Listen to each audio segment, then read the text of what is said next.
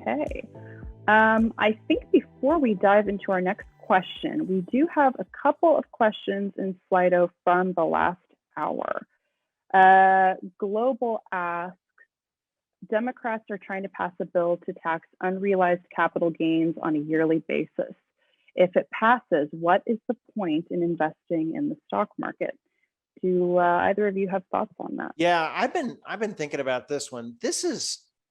I think this is a non-starter, and as much as there's a number of bills and a number of approaches going around Congress right now of how to capture more money in taxes, and this one is a really challenging one, just from a math standpoint. I mean, I think I had a ton of unrealized capital gains last year, and if I had to pay taxes on that, I would have had to sell stocks. It's just hard to do. And so I hope it doesn't go anywhere, but right.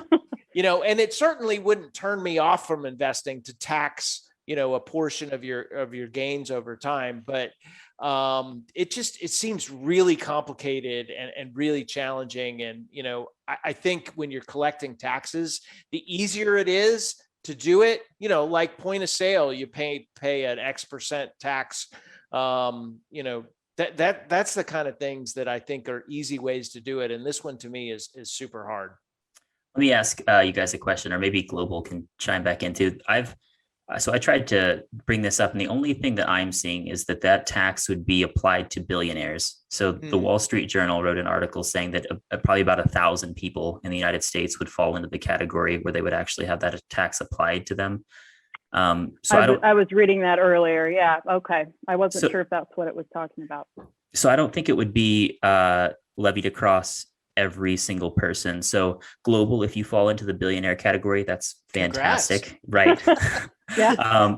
But like Brian said, it wouldn't, either way, it wouldn't dissuade me from investing. But I do think this is just essentially a wealth tax. Yeah. No, I agree. I think if it was going to be more applied across the board, it wouldn't stop me from investing. But I mean, let's face it, that would disincentivize some people from getting in the market.